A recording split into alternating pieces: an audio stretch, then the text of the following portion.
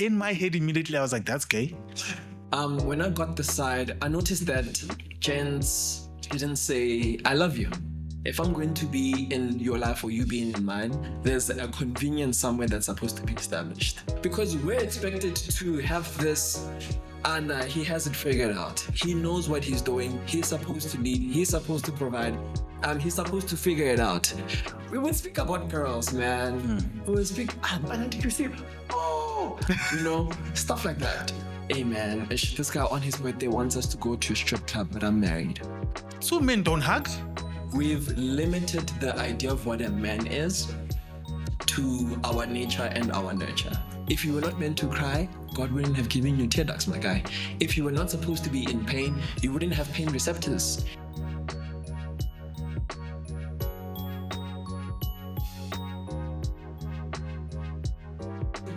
How do you... Sorry to cut, but you said, how do we identify seasons? Because I think that's something else that we struggle with, is understanding this friendships that are seasonal. How do I identify the seasons? How do I identify, like, okay, circumstances are not allowing now? Okay, so how I feel like I identify seasons, of which, by the way, this is just for me, please, no one size fit all. But for how things are in my life right now, yes, it might be very contradictory in how I'm somebody that loves engaging in logic, but I'm also, Christian, someone that deals with the gray.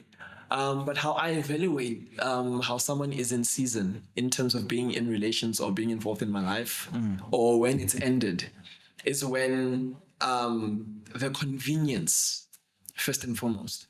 If I'm going to be in your life or you being in mine, there's a convenience somewhere that's supposed to be established. I'm not supposed to sweat and sacrifice, maybe compromise, but never sacrifice, maybe as much to be in relation with somebody. Yeah. It's supposed to make sense.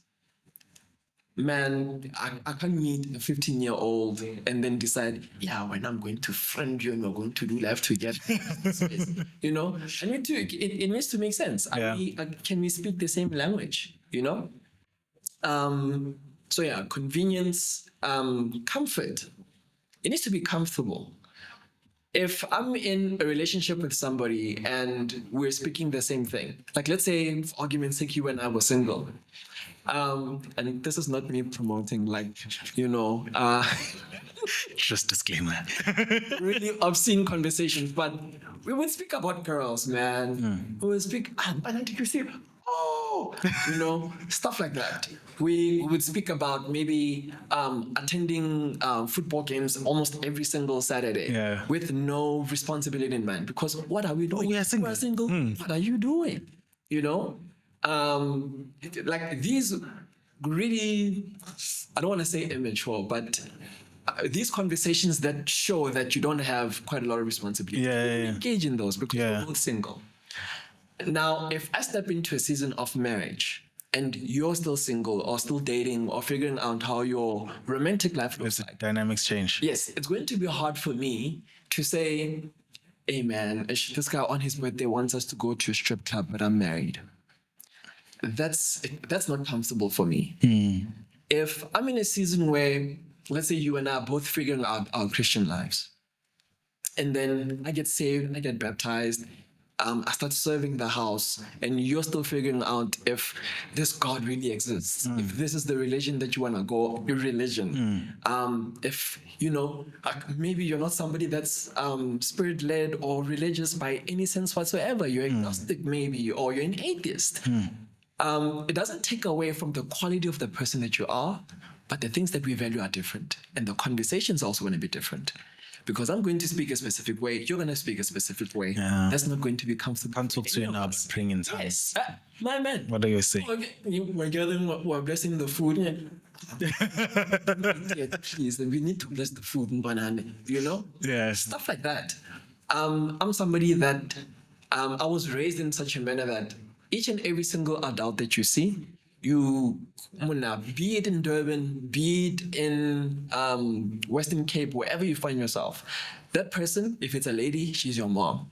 If he's a man, he's your dad. And you refer to them as such. Black, white, Indian, whatever. If you've noticed, I call them, hi, ma. I think all black people have that, and then they struggle in the workplace because now you get to work and then You call your boss. Mr. Pinar there is like, no, just call me Yaku, and you're like, no. Yeah, obviously that's a work thing. You could substitute, but in general, I've encountered people that don't mind telling adults off. Ish. Like don't mind cussing in front of adults. They don't mind kissing and like French kissing in front of adults in public spaces. Sure. To this day, I can't find myself feeling like there's any kind of indecency that I practice in a public space because there are adults around. Yeah. You know, I'm in fear of adults wherever they may be. If there's a mama that comes into Pick and Pay and I'm technically in front and then she just squeezes herself and I'm not gonna go, hey mama, you're dizzying, I'm gonna go. No, it's just it's your mom. It's okay, just allow her. You know, that's how I am. There are people out there that don't feel that. That's not going to be comfortable for me. Okay. So I see. from starting off speaking the same thing to getting to the point where we're not speaking the same thing anymore, our seasons are changing. Okay. We're being split apart 100%. because we're establishing ourselves as individuals. And this is, to be fair, people change over time.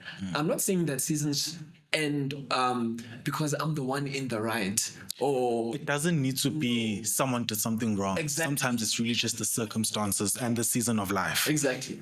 I'm with you on that one. I'm with you on that. And I think what then on a lens is it okay then to have friendships that serve a purpose? By that I mean, like, example, this friend, Smang Mang, they're my connection friend. Yeah. They always plug me. Like I know if I need help with something or I need to figure. They're that person. They're like, Antoine, I got you. It's like that's really the nature of the friendship. Or I've really seen. I don't think I've had personally myself, but I've seen where it's like for some people it's like this friend X is really that friend that's gonna be there when I'm down and out. Like if I'm going through something, they're the first people who call. They're the first person by my door. They're the first person. Hey, let me bring you food. Like they're there. But then for some reason, when I'm like I'm graduating, they won't put as much as an effort. You know, maybe they won't show up. Like whatever the case is. But I don't even need to say it twice. Yeah. If I'm going through it, they're there. Yeah. And then there's another one who's there for the high moments, but you won't see so much in the low. So is it fine to have friends who are, season? It's like this one I know. If I wanna talk, there's an opportunity. They're gonna advise. They can connect me. They know someone who knows a friend. They'll connect me. They're the friend who's good for that kind of situation, season, scenario, space. If I'm down and out, I know Gucci. These ones, they will be my pole bearers in my funeral. You know? When you don't have money, just call 100 rand. And then less than an hour later, notification. You get it? Yes. You get me? So I'm like, is it fine to have those kind of friends? I know Mfundo was like, he knows a guy. He's like, Dana, that guy, he's not my friend to like talk about feelings and what's going on, whatever. Like that guy, Mfundo wouldn't have to reach out. That guy would literally just text Mfundo, call him like, Dwana, there's opportunity here, Dwana. Are you available? Yeah. He was that connection guy. It's like, Dwana, that guy will plug him. Okay. What do you say to those kind of relationships? Are they as genuine as friendships? Yeah. We classify them as friendships? Okay. Or is it more acquaintance or business partner or So like grief buddy? if you're in any kind of relationship, and you don't benefit one way or another in it, I can't consider it to be a relationship, period. Yeah. Let me put it this way. There's a reason why I have more than one friend. Because multiple people are skilled differently, are blessed with intelligence differently, are blessed with emotional intelligence differently, Yeah. are blessed with different experiences that contribute and make me who I am. If I was a one-dimensional creature that thinks in a specific way, does something in a specific way only, then by all means, let me just have the one friend because they only need to feed that one specific thing.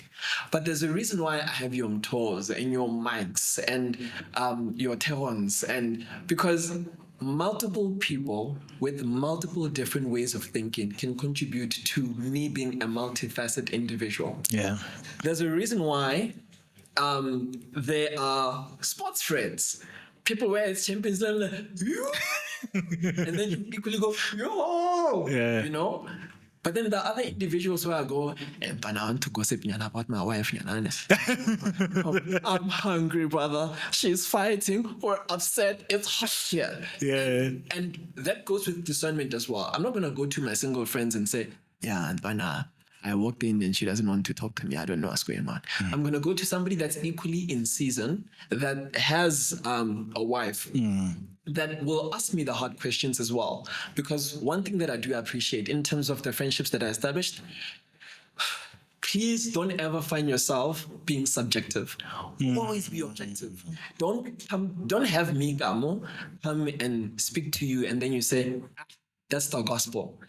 Yeah, this is the full story. Be objective in asking me questions. Like, okay, so when you evaluated that scenario, were you so far-fetched from thinking that this might be the reality? Like, hold me accountable to a specific situation. Yeah. So all my friends, I always urge to practice objectivity. Don't ever take sides. Just evaluate it and be as honest as you can from where you're standing. I'm not gonna be like, now cancel friendship because you took my wife's side. Exactly.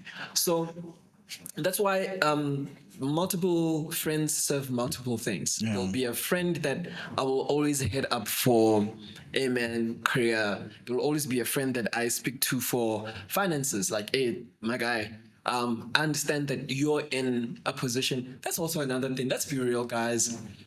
Having friends doesn't mean you don't need to evaluate where they are in life. If I have a specific friend and I understand that they are in a position where they can assist me financially, that's the person I'm gonna go to. But if we had a conversation last week and you were telling me about how car troubles and Ishman haven't bought gas for the stove and we've been doing this and my child medical aid is not covering water, then I go, yeah, I feel you, it's hot. Then next week I come to you and I say, hey, it's hot this side, please borrow me 500. Am I being mindful of the season that you're in? Yeah. Because now, what am I causing you to do? I'm putting an unnecessary pressure, and it also makes me feel like I'm not fully cognitive or mindful of what we just spoke. Yeah. That's why I will go to an individual where I know, hey, right now you're probably in a season where you can most likely assist me with like $500. Yeah. Can I trouble you? If I know a friend that is spiritually potent in in conversation, for like in a specific season, I'll probably go and engage in that person for that specific thing. Yeah. And this is not only in the things that you get to benefit, but it's also knowing in where you can pour out. I am not going to claim like the end all be all in terms of knowing the Bible, or in terms of knowing physics, or in terms of knowing how to use my finances. But I feel like or relationships. But I feel like to some degree, as young as I am, by the way, I've established quite a resume in these particular fields and more in terms of what I can speak into. Because here's the thing. We establish ourselves as these trees, right? We get nourished by the land, we're watered and the soil is fertile, and then we produce fruit. But an apple tree will never eat its own apples. 100%. A lemon tree will never be sustained by its own lemons. There's nutrition that comes outside of the fruit that it bears, and then it bears those fruit for who? For everybody else. So in the same way that in the same way that I receive in all these relationships, I know that there are some friendships where I need to be the one to say, hey, Ntwana, yeah, this is 1, 2, 3, this is ABC. Because I've had people pour into me. If I keep it to me, to myself, then I'm failing somewhere. Yeah. I'm failing the people that I'm receiving from, and I'm failing my mission as an individual. Because as soon as I stop that flow, I'm going to stop the doors of people that get to give to begin with.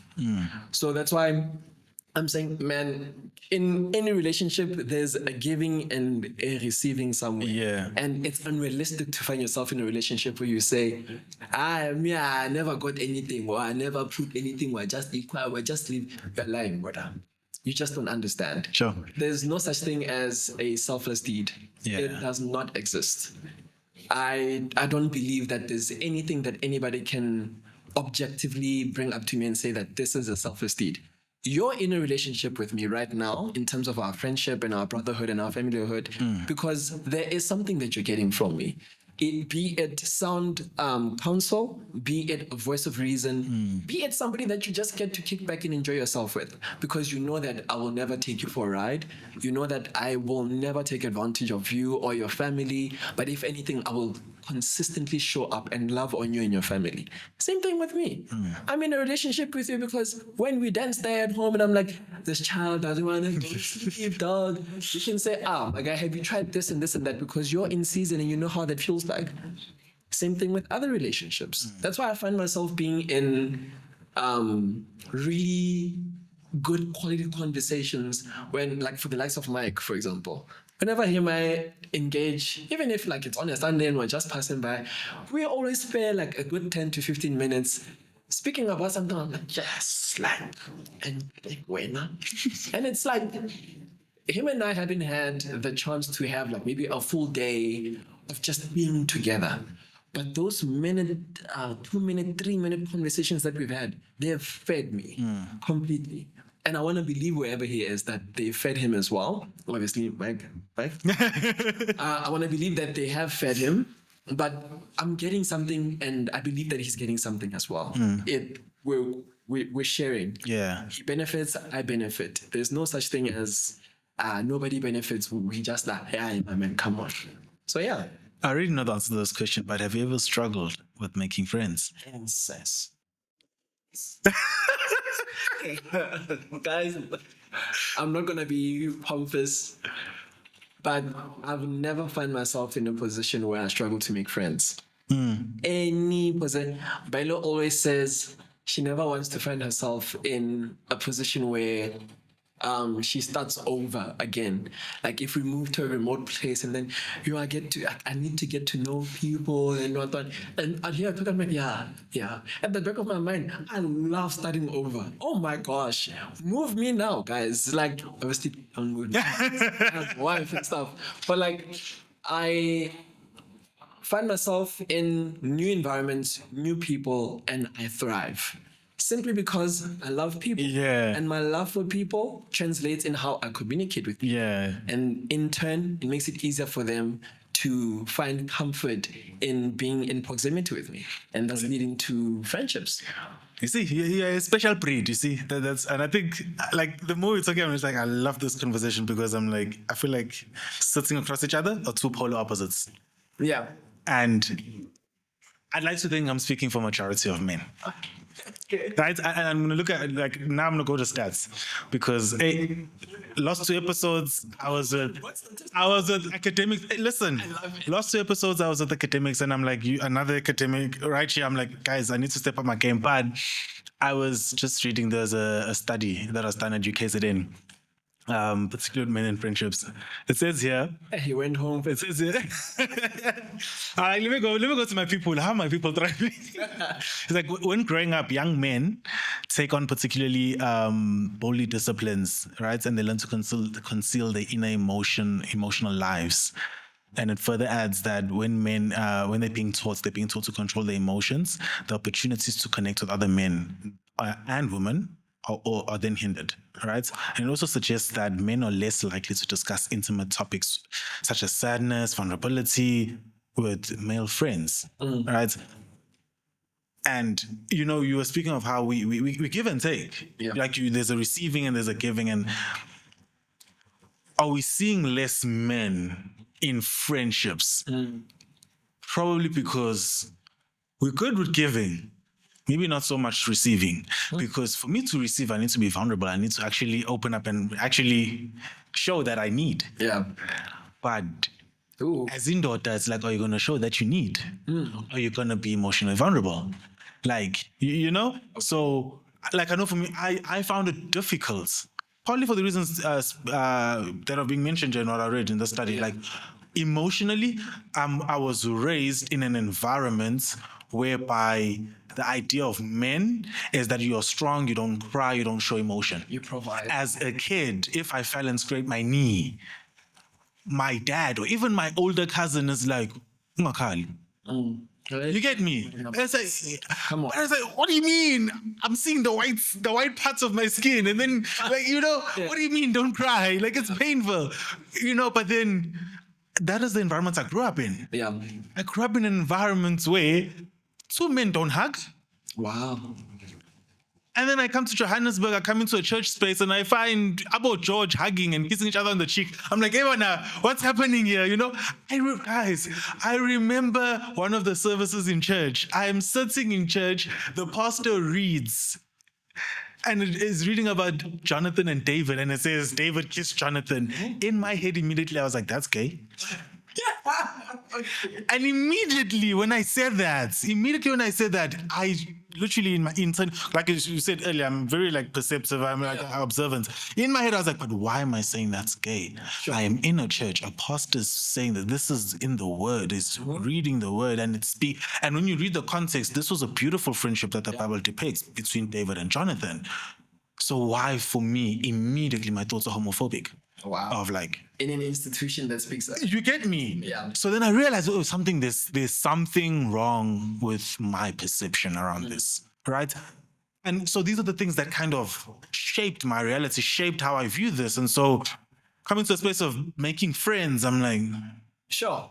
That's particularly interesting in how, so just for context background, I grew up with my mom being my best friend. And she always encouraged me to be as open with her as I can. Be it who I'm dating, how school is going, am I being bullied or not, those kind of things. Like, I should just be open. Like, I told my mom about my crushes, guys, let alone my girlfriends. Yeah. So she always encouraged me to open up to her. Yeah. The community that I come from, I don't remember a single individual from the community that I come from telling me that I'd be nothing less than great. I've always been spoken into, man. People just saw me someone being sort of like the golden child of the village or the community, the kasi that I'm from. I've always been spoken into. People always saw great things in me. Sometimes I'm like, hey, expectations. Turn it down. Yeah. But I've always had people speak into me. And that nourished a character in me that told me, hey man, I don't need to be reserved. I don't need to hold back, regardless of the stigma. I mean, skinny, light-skinned guy, you know that there's always been a stigma against how feminine light-skinned guys are, right? Yeah. There's no women. So, so, there's a courage that came from my vulnerability. If anything, I learned how to steer into the skid. Into saying how the normal society is saying vulnerability is a form of weakness. It's a form of femininity. It's a form of you being less than what you're supposed to be as a man. I steered into that. I'm like, oh, okay. Let me express my vulnerability to show you that there's no reservation in terms of what a man is supposed to be. Because when I got into, like, practical example, when I came to Pretoria, 2016, rather Gauteng, but I obviously came to Pretoria for schooling. When I got the side, I noticed that gents didn't say, I love you, when like we departed from each other. And I decided, I'm going to introduce this thing. Wait. So when I go Northwest, you guys say I love you. I didn't. That's the weird part. But you noticed it wasn't being said in Gauteng. Yes. So I think the environment that I grew up in with my guys, we it was, it was sort of like an unspoken thing that we just realized. You know I love you. I don't say it. Yeah. When I got this side, I'm establishing new relationships with people that I've never met. I don't know your heart for me, so to say, but I always knew that when we got close, that I loved these gents. And I could see that they loved me, but I wanted to put it into practice now, into saying it.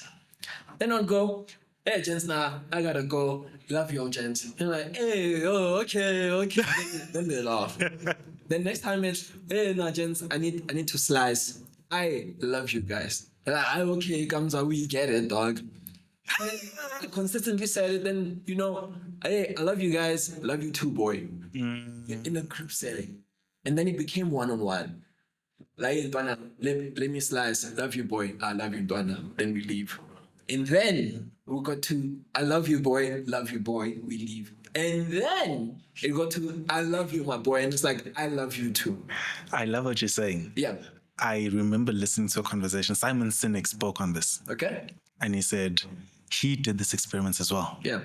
Where he realized as men, we're very like finicky about that term, I love you. Feel like it's reserved for your mom and the person you're in a romantic relationship with, or your child. Yeah. Right? And so he made an example of one of his friends, military guy, like really, he was like, picture, American military guys, like picture that, like I think he said it's a Navy SEAL, this friend of his. Had a call with him. I'm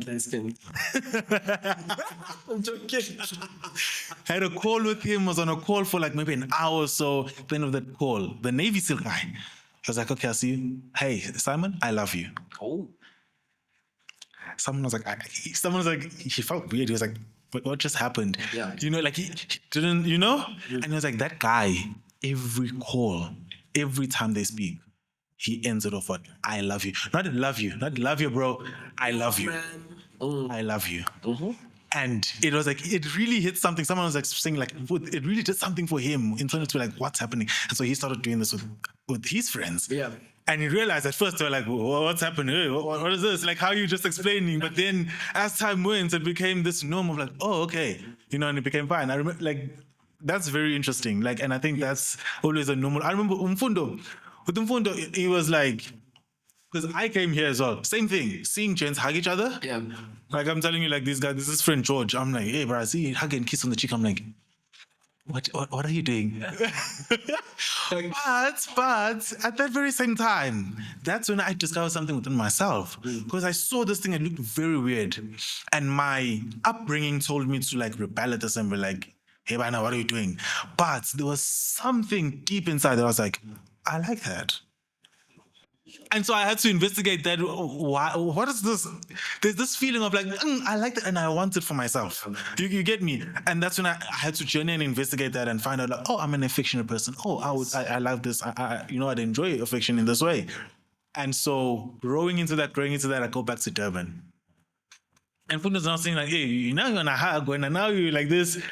Because now for him, it's like, hey, Dwana, what is Johannesburg doing to you? And I remember it was, I don't know which New Year's Day it was, right? Still a student. So somewhere between your 2017 and 2020 there, when I was still a student in that time, where I'd spend New Year's at home, I'd be back there.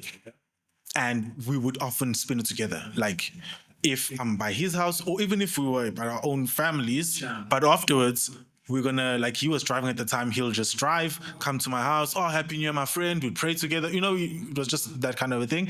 So he comes over, obviously now it's just past midnight, Happy New Year, he comes like, come, I know you hug now, come. And, just and I really like it as much as being funny as well, because I could still sense it, but I'm like, there's a bit of a discomfort on his side because it's not natural for him. But I really appreciated the fact that he was like, I know you enjoy this now, and this is for you, something that come, and I was like, oh, you're so mindful, thank you, you're so thoughtful. But that's one of the things as well. Like, man, we not, acclimatized to, we're not clicking with in terms of the affection, the being vulnerable, I'm actually going to say, hey, Dwana, I'm falling on tough times. Yeah. My electricity is like this. Because for you, it's hitting your pride. It's hitting your ego. right? And it's not just black people, or it's just like I read another survey, American survey. American survey here says that men have fewer social ties overall, and it's going worse with time. Sure. It was about 27% of men in 2021 saying they have at least 6 close friends, to 55% in the 1990s. So in the 1990s, more people would say they have close friends. That has dropped by like half. Yeah. You get me? So it's not just like African men, or it's not just it seems like a global thing of like Man thing. when it comes to men and friendships, you know. So why for us? What I then ask myself is it the thing of is it a role that also society is playing? Because when you look at things like how mixed masculinity is pictured, the whole vulnerability, oh, men don't cry, oh, like this, some of these things are narratives that are pushed by society, the communities we're from. Yeah. You spoke of how in your community everyone spoke highly of you. Everyone spoke like, you know, they saw good things. They championed you basically. Whereas for me, hey, hey, what you get me? Yeah. It's not championing that one. It's suppressing something, and I'm like, Anna, if I wasn't meant to cry, God was not going to give me tear ducts. Sure. So, you know, I hear that. is it then the issue of the spaces we're in, society at large, you know, communities or different demographics where there are certain narratives that are drawn around, in this context, men, Yeah. that then they feed into how we approach friendships, or our lack of friendships, or even our willingness to be in friendships? So obviously what I don't want to say dictates, but individuals form consciousness out of nurture or nature, or both. And we cannot shy away from the fact that specific nurturing, or the nature of where we find ourselves in origin, do not play effect into the people that we are. Classic example with what you said, and obviously in what I said as well, in terms of my upbringing. Now, I think there's just a weird thing in how men say, or rather the stereotype is that men are providers and problem solvers. Yeah. But it's weird how we want to be the problem solvers and never evaluate what the actual problem is. It's not enough for me to say, hey, as a man, I'm going to evaluate that the problem is that there's no food. So as the provider, I'm going to work and provide sustenance. It's not enough. It doesn't end there. And unfortunately, we've limited so much in terms of the role of a man and of a woman, but staying on this topic of just men, we've limited the idea of what a man is to our nature and our nurture. And I remember speaking to you the other day, I believe it was, in how my dad, I could find no wrong with that man. As a matter of fact, I told my wife, if I get to be 10% of that man, you have one in life. And then he got to disappoint me, as any other human would. But from him, it was like, but you're the guy that never disappointed me. What do you mean, bro? And that's when I got to realize the whole scope of what a man is supposed to be is not just supposed to be limited to one individual. It's supposed to be multiple beautiful things from multiple individuals that culminate into what a man is supposed to be.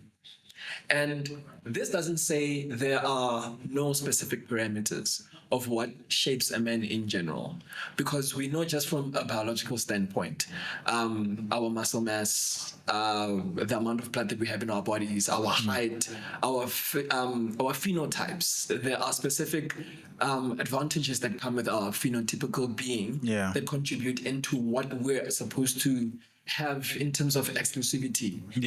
Things that are generally for the man. But in terms of character, and what normally hinders us back is because there's one model of what a man is supposed to be. And if I'm not that exact model, I can't identify as a man.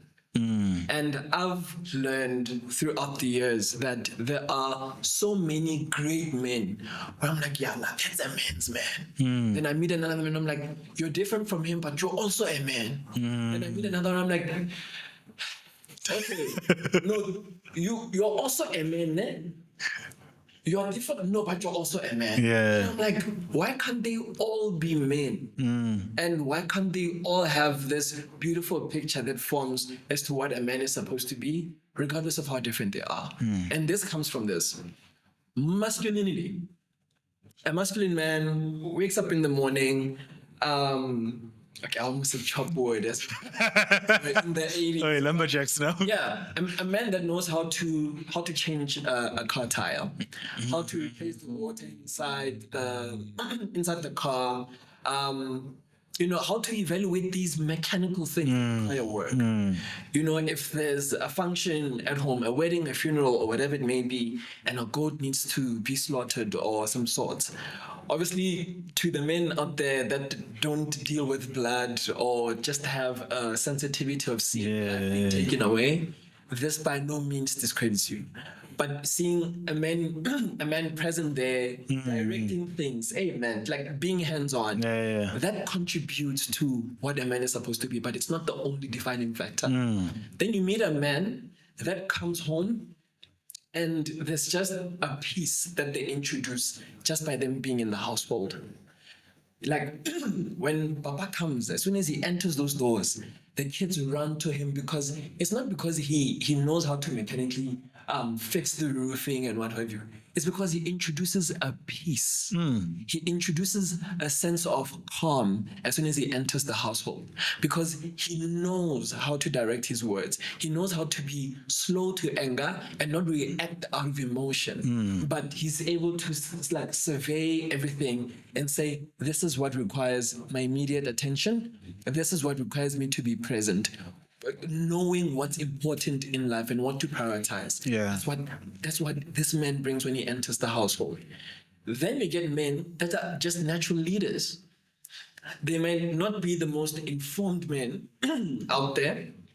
Obviously not mechanically inclined, or they don't have the sense of peace. It's the one who calls calls out short and say, my tire's flat. When they enter the room, he's a natural leader. I always say this about my best friend, technically my cousin now because he married my cousin, Sfiso. Man, and mind you, I have capacity to say this about my boy because he knows my heart. I won't come into spaces and say, yo, the best voice I've ever heard in my life is from my boy Sfiso. He's a worship leader. He's the best voice that I've ever heard. Oh my gosh, But there's one thing that you will never be able, of which, by the way, Sfiso sings really well. He has a great voice. But one thing that is better than his voice is his anointing to lead. When he leads like praise and worship, it's because he has a natural anointing, a natural gifting to lead, even in spaces where he has no room leading. Not because he's like the most spiritually inclined person or because he knows people and he knows what the people want, but he genuinely just has an anointing to lead. And that's something that's unquantifiable. In some cases, you genuinely can't even teach to people the leadership role of a man. So in all of these three things, which one would you say you'd rather be a man in this capacity? You can't just pick the one and say that's what a man is supposed to be. It's the accumulation of all these wonderful things that contribute into what makes a man a man. And part of those things is is having the capacity to know when your emotions are on the high. Recently, I had a conversation with my sisters, and I was so overwhelmed by the pain that I couldn't hold myself back from crying. If you know me, I'm somebody that cries when I'm overwhelmed with emotion, and this can be happiness. Sometimes I can just cry because I feel like the weight of the Holy Spirit upon me. But I found this man crying just looking at the ocean. You saw. Listen. Yeah, when we oh my gosh, you remember that? So, in that moment when I was crying in front of my sisters, I had no reservation in terms of how my masculinity would be projected towards them. I think, if anything, it's appreciated in that I do not hold myself back from being human. As you said, if you were not meant to cry, God wouldn't have given you tear ducts, my guy.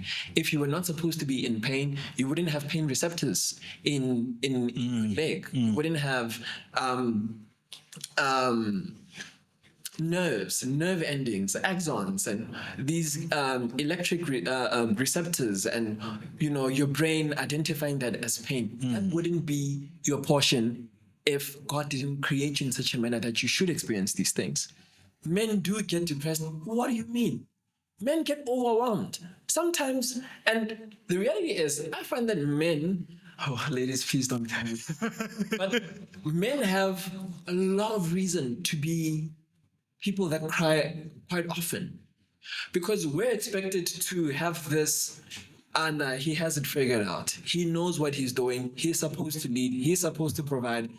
He's supposed to figure it out, and at the same time keep his calm, keep his cool, because I still want that charm from my husband, but I also need him to be present for my child. But I also need I need him to be a champion at work, and I need him to be a steward in the church. And it's like, how do you think I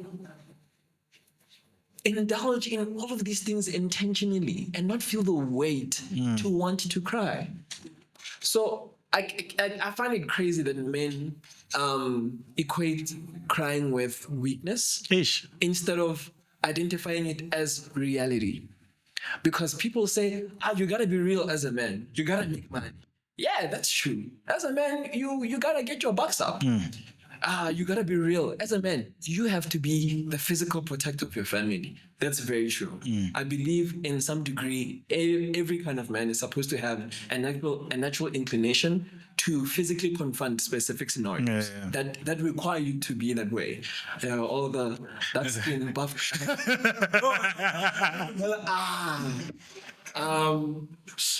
But in the same way, we want to be real with all those kind of things. We deny ourselves the reality of being real with our tears and what overwhelms us. And when we say, I genuinely can't. I can't figure it out. I can't provide. I can't right now. That is a very real thing. But we somewhat want to divert, we want to accommodate reality with what makes the most appealing sense to what a man is supposed to be for people. And then the other real parts, we don't want to be as real anymore, as much as they're part of our daily life to life. And men would be so much healthier, be it in the social standings, in the relationships, if we were able to be real about everything, including the stuff that we struggle with.